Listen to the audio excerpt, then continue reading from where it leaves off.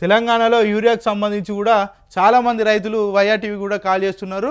Urea దొరుకుతలేదు, ఎరువుల కోసం అన్నదాతల అరిగోసలు, చెప్పులు పాస్బుక్ పుస్తకాలతో క్యూలైన్. రాష్ట్రంలో చాలా ప్రాంతాల్లో నో స్టాక్ బోర్డులు, దిక్కుతోచని పరిస్థితుల్లో రైతన్నలు రోజులు తరబడి ఎదురుచూపులు.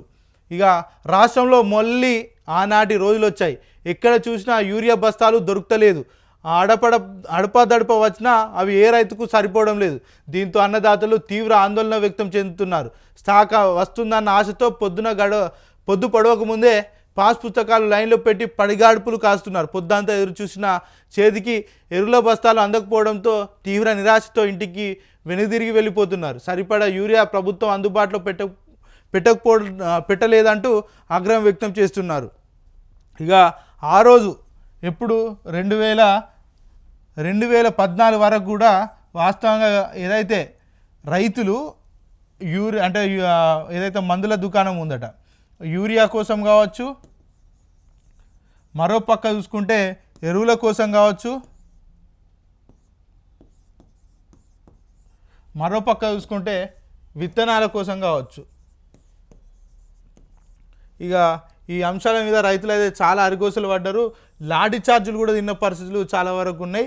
ఇక ఎరువులు ఇప్పుడు ఎట్లున్నాయంటే ఈ యూరియా అంటే 2014 వరకు ఈ పరిస్థితులు ఉండే, మళ్ళా ఇవి ఏమవుతున్నాయి అంటే పునరావృతం అవుతున్నాయి. ఏది 10 ఏళ్ళ తర్వాత ఇవి అన్నీ కూడా పునరావృతం అవుతున్నాయి. ఆనాటి రోజులు మళ్ళీ రేవంత్ రెడ్డి తెస్తాడని చెప్పారు. మళ్ళీ ఆ విధంగానే ఆనాటి రోజు 2014 కంటే ముందు తెలంగాణ ఏ విధంగా ఉండేనో ఆనాటి రోజులను మళ్ళీ గుర్తు చేస్తున్నారు రేవంత్ అన్న అని అయితే రైతులు చెప్తున్నారు. మరి ఇక్కడ 2014కు సంబంధించి వాస్తవంగా ఆనాడు ఎట్లుండే అంటే, ఒకటి రైతులు ఎంత కోసలు ఉన్నాయంటే, ఇక చాలా పెద్ద అంశంగా రైతులు అంటే ఇక చాలా పెద్ద బాధలు, వాళ్ళకు ఉన్న బాధలు బహుశా తెలంగాణ రాష్ట్రంలో ఎవరు కూడా ఉండకపోవచ్చు. ఇక వీళ్ళు డే 1 రోజు వీళ్ళు ఏం చేయాలంటే ఎరువులు కొనాలి. ఆ రోజు ఎరువులు కొంటే వీళ్ళు ఏం చేసేదంటే,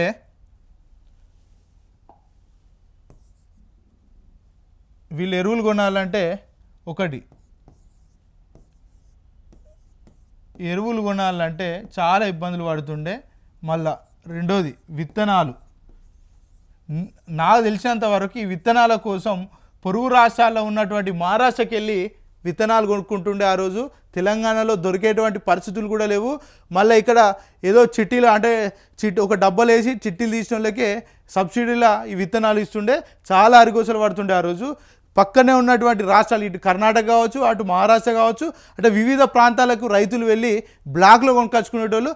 మరి ఆ కొనుకొచ్చుకున్నా కూడా ఆ విత్తనాలు కూడా మరి ఏమన్నా పనిచేస్తాయా అంటే అట్లుండకపోయేది. అవి నకిలీ విత్తనాలా లేకపోతే అసలైన విత్తనాలా కూడా తెలిసిన పరిస్థితులు కూడా లేవు. అంటే ఆ కొనుకొచ్చినటువంటి బ్లాక్లో కొనుకొచ్చి ఎక్కువ రేటు పెట్టి డబల్ రేటు పెట్టి కొనుకొచ్చినా కూడా ఆ విత్తనాలు మరి పండకపోతుండే. అప్పుడున్నటువంటి రైతులు పూర్తి మొత్తంలో కూడా చాలా వరకు కూడా ఆత్మహత్యలు చేసుకున్న పరిస్థితులు చాలా వరకు ఉన్నాయి.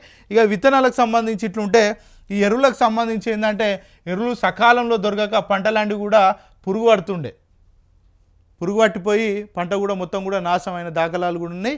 ఇంకొక అంశం ఏంటంటే, ఇదైతే సాగునీరుకు సంబంధించి చాలా పెద్ద కష్టం. ఇదైతే రైతుల పాలిట ఒక మృత్యువే అని చెప్పుకోవాలి. ఎందుకంటే ఆనాడు ఈ సాగునీటి కోసం ఎంత ఇబ్బంది ఉంటాయంటే, తెలంగాణలో ఇది రైతులకు ఏదైతే కాలువ ద్వారా నీళ్ళు అందిస్తుండే, ఈ కాలువ ద్వారా ఈ ఊర్లలో చెరువులు ఉంటాయి, కాకపోతే ఆ చెరువులో నీళ్ళు ఉండకపోతుండే. అయితే ఈ కాలువల ద్వారా నీళ్ళు అందిస్తున్నప్పుడు ఏమవుతుండే అంటే, ఒకటి ఈ నీళ్ళు ఏ టైంకి వస్తుండే అంటే సుమారు 11 గంటల నుంచి 1 గంటల సమయంలోకి వస్తుండే.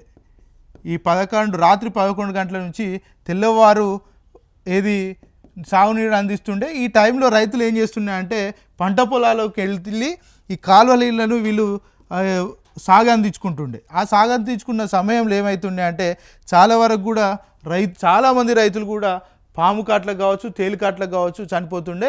మరో అంశం ఏంటంటే కరెంటు.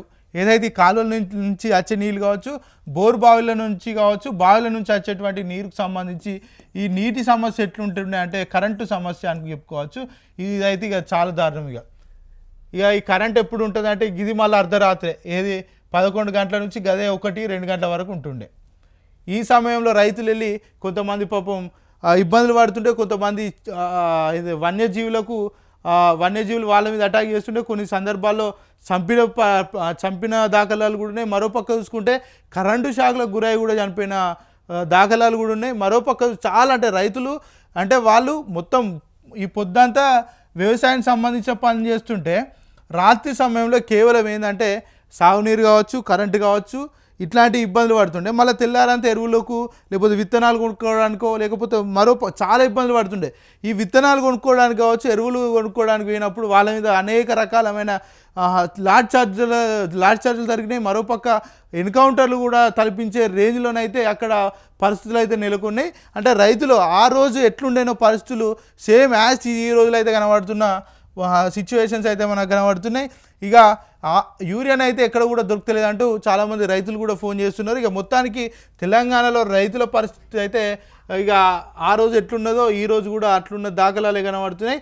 ఇక ప్రభుత్వానికి సరైన పట్టింపు లేదు. ప్రజల ప్రాణాలు అంటే లెక్కలేదు. 100% ప్రభుత్వ వైఫల్యమే. రేవంత్కి ప్రజల కన్నా ఎన్నికలే ముఖ్యం.